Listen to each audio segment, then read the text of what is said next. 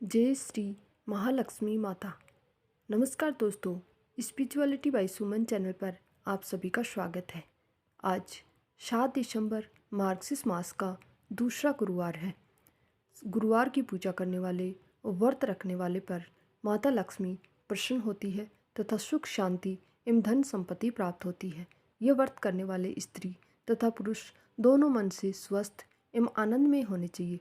इस व्रत को वैसे तो किसी भी महीने के गुरुवार से शुरू कर सकते हैं, लेकिन मार्गशीर्ष मास के पहले गुरुवार से शुरू करना बहुत ही शुभ माना जाता है।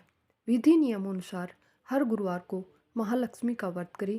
श्री महालक्ष्मी की व्रत कथा को पढ़ें। लगातार 8 गुरुवार को व्रत पालन करने पर अंतिम गुरुवार को समापन करें। वैसे ये व्रत पूजा पूरे वर्ष भर भी कर सकते हैं। पूरे वर्ष भर हर गुरुवार को देवी की प्रतिमा या फोटो के सामने बैठकर व्रत कथा को पढ़ें। शेष गुरुवार के दिन 8 सुहागनों या कुंवारी कन्याओं को आमंत्रित कर उन्हें समंके के साथ पीढ़ा या आसन पर बिठाकर श्री महालक्ष्मी का रूप समझकर हल्दी कुमकुम लगाएं।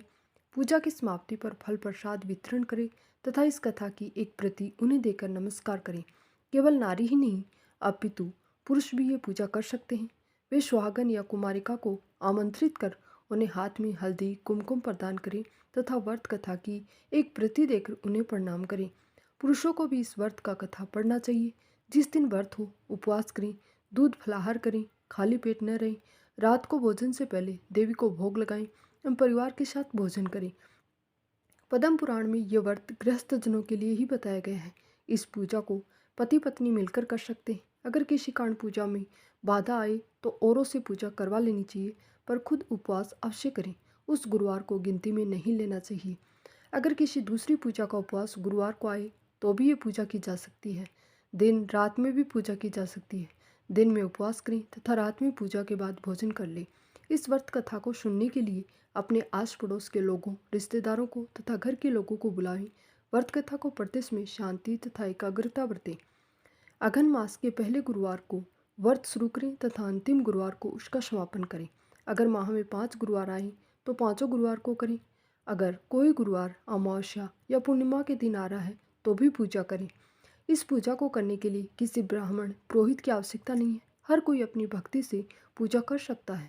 एक दिन पूर्व ही घर में गोबर से लेप ले या फिर गीले कपड़े से पोंछ ले। इसके बाद एक ऊंचे पीढ़े या चौकी पर या छोटे मेज के बीच में थोड़े से गेहूं या चावल रखकर साफ सुथरे तांबे या पीतल के लोटे को पानी से भरकर चावल व गेहूं पर रखें। पानी में सुपारी, कुछ पैसे, दूब डालें। ऊपर से लोटे को चारों तरफ से 5 तरह के पेड़, 5 या 7 पत्ते डालकर बीचों बीच नारियल रखें। उस नारियल पर बाजार में उपलब्ध देवी के मुखौटे या चेहरे को बांध या चिपका दें और लोटे पर हल्दी कुमकुम लगाएं। साथ ही उस लोटे के गले में लोटे के हिसाब से लहंगा बांध दें और नारियल के ऊपर एक छोटी चुनरी भी चढ़ा दें। साथ ही देवी की प्रतिमा या फोटो को पूर्व दिशा में मुंह करके या उत्तर दिशा में मुंह करके स्थापना करनी चाहिए। इस व्रत कथा की पुस्तक में जो फोटो है उसे सामने रखें तथा पूजा प्रारंभ कर दें। इसके बाद आचमन करें। ओम केशवाय नमः, ओम नारायणा नमः, ओम माधवाय नमः का मंत्र का जाप करते रहें। इन तीनों मंत्रों को पढ़कर प्रत्येक मंत्र में से एक आचमन करें। फिर ओम गोविंदाय नमः बोलते हुए हाथ धो लें। फिर देवी के फूलों से जल का छींटा देते हुए स्नान करवाएं।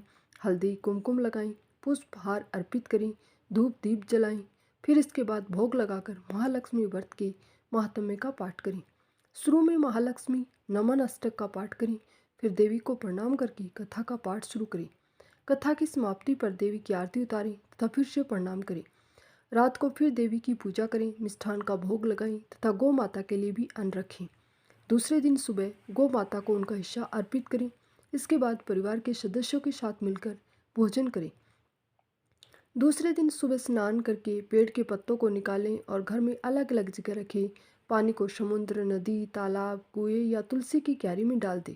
जिस जगह पूजा की हो वहाँ हल्दी कुमकुम छिड़ककर 3 बार प्रणाम करें। इसी प्रकार महीने के हर गुरुवार को, मार्गशीर्ष मास के 4 गुरुवार हो तो चारों, 5 हो तो 5 को इसी प्रकार पूजन करें।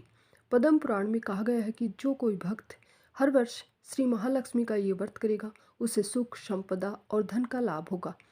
कुछ लोग इसे केसरी व्रत भी कहते हैं, परंतु इस व्रत में किसी खास रंग के परिधान की कोई ज़रूरत नहीं है। इसके अलावा महालक्ष्मी मंत्र, चालीसा, आरती इत्यादि का भी पाठ करना चाहिए। इस तरह सर्वथा चारों ओर सर्वभूत में सुपरिचित माता श्री महालक्ष्मी की ये कथा बहुत ही अधिक प्रचलित है। भारतवर्ष के सौराष्ट्र देश में द्वापर युग की एक कहानी है। सौराष्ट्र में उस समय भद्रसर्वा नाम के राजा थे।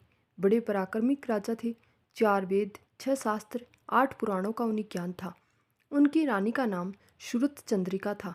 रानी दिखने में सुंदर और सुलक्षणा थी तथा पतिव्रता भी थी।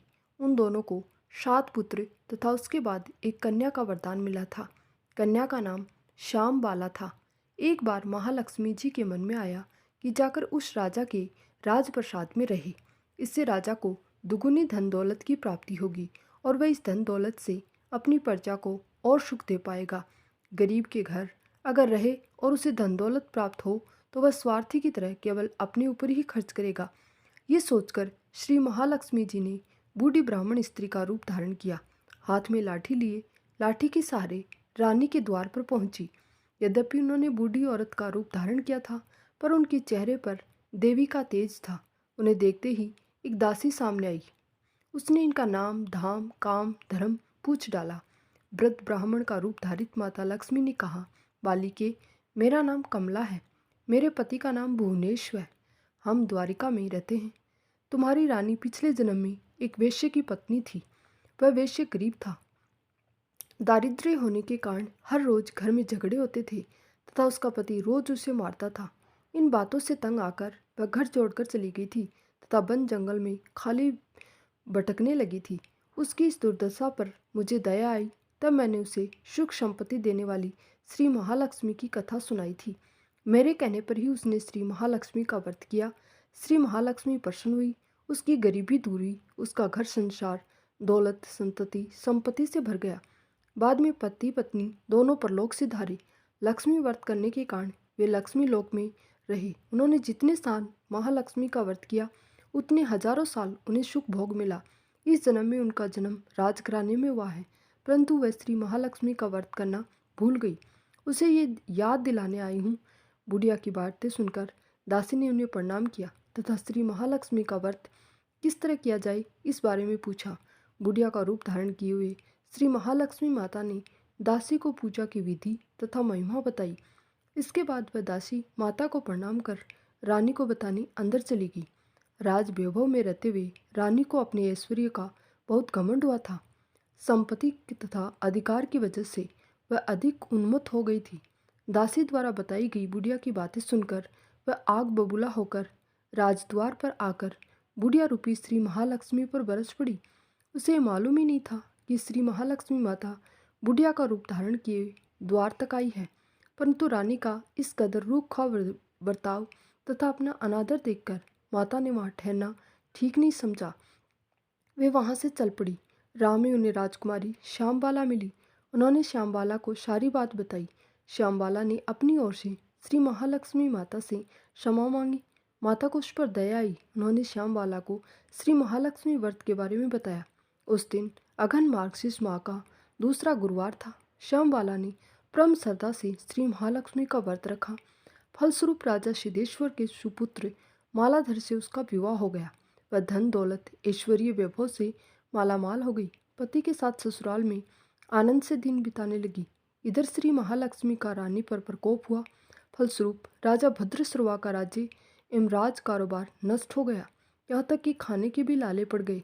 ऐसी हालत में एक दिन रानी ने राजा से निवेदन किया, हमारा दामाद इतना बड़ा राजा है, धनवान है, ऐश्वर्यशाली है, क्यों न उसके पास जाएं, अपना हाल उसे बताएं, जरूर हमारी मदद करेगा। इस बात पर राजा भद्रश्रवा अपने दामाद के पास रवाना हुई। राज्य में पहुंचकर एक तालाब के किनारे थोड़ी देर विश्राम लेने के लिए ठहरे। तालाब से पानी लेने जाते जाते दासियों ने उन्हें देखा। उन्होंने विनम्रता से उनकी पूछताछ की। जब उन्हें मालूम हुआ कि वे रानी श्यामबाला के पिता हैं, तो दौड़ते हुए जाकर उन्होंने रानी को सारी बात बताई। रानी ने दासी के हाथ राज परिधान बेचकर बड़े ठाठ से उनका स्वागत तथा आदर सत्कार किया, खान पान करवाया। जब वे लौटने लगे तो सोने की मोहरों से भरा घड़ा दे दिया। राजा भद्रश्रवा जब वापस लौटे तो उन्हें देखकर रानी शूर्त चंद्रिका खुश हुई। उन्होंने सोने की मोहरों से भरे घड़े का मुंह खोलकर, हाय भगवान, घड़े में धन के बदले कोयले मिले। ये शब्द श्री महालक्ष्मी के प्रकोप से हुआ। इस प्रकार दुर्दशा में और कई दिन बीत गए। इस बार रानी स्वयं अपनी कन्या के पास गई। वह दिन अघन मास का अंतिम गुरुवार था। श्यामबाला ने श्री महालक्ष्मी का व्रत किया था, पूजा की, अपनी माता से भी व्रत करवाया। इसके बाद रानी अपने घर आई। श्री महालक्ष्मी का व्रत रखने पर उसे फिर से अपना राजपाट, धन दौलत, ऐश्वर्य प्राप्त हुआ। वह फिर से सुख शांति आनंदमय जीवन बिताने लगी। कुछ दिनों के बाद राजकन्या श्यामबाला अपने पिता के घर आई। उसे अपने घर देखकर सूरज चंद्रिका को पुरानी बातें याद आई। यही कि श्यामबाला ने अपने पिता को घड़ा भर कोयला दिया था और उससे तो कुछ भी नहीं दिया था। इसी कारण श्यामबाला को पिता के घर आने पर उसका कोई आदर आतिथ्य नहीं किया, बल्कि अनादर हुआ। पर उसने इस बात का बुरा नहीं माना। अपने घर लौटते समय अपने पिता के घर से थोड़ा नमक ले लिया। अपने घर लौटने पर उसके पति ने पूछा, अपने मायके से क्या लाई हो? इस पर उसने जवाब दिया, वहाँ का सार लाई हूँ। पति ने पूछा, इसका मतलब क्या हुआ? श्यामबाला ने कहा, थोड़ा धीरज रखो, सब मालूम हो जाएगा। उस दिन श्यामबाला ने सारा भोजन नमक डाले बिना बनाया और परोसा। पति ने खाना चखा, सारा खाना नमक बिना है, इसलिए स्वाद नहीं आया। फिर श्यामबाला ने थाली में नमक डाला, इससे सारा भोजन स्वादिष्ट लगने लगा। तब श्यामबाला ने पति से कहा, यही है वह मायके से लाया हुआ सार। पति को उसकी बात सही लगी। फिर वह दोनों हंसी मजाक करते हुए भोजन करने लगे। कहा गया है कि इसी तरह जो कोई श्रद्धा भाव से श्री महालक्ष्मी की पूजा करता है, उसे माता की कृपा अवश्य प्राप्त होती है। सुख, संपत्ति, शांति प्राप्त होती है, सभी मनोकामनाएं पूर्ण होती हैं। परंतु ये सब प्राप्त होने पर माता की पूजा को भूलना नहीं चाहिए। हर गुरुवार को व्रत पाठ अवश्य करना चाहिए। इस तरह श्री महालक्ष्मी की महिमा भक्तों की मनोकामना पूरी करती है। अगर आपको ये वीडियो पसंद आया है तो इसे शेयर एंड सब्सक्राइब जरूर करें। धन्यवाद।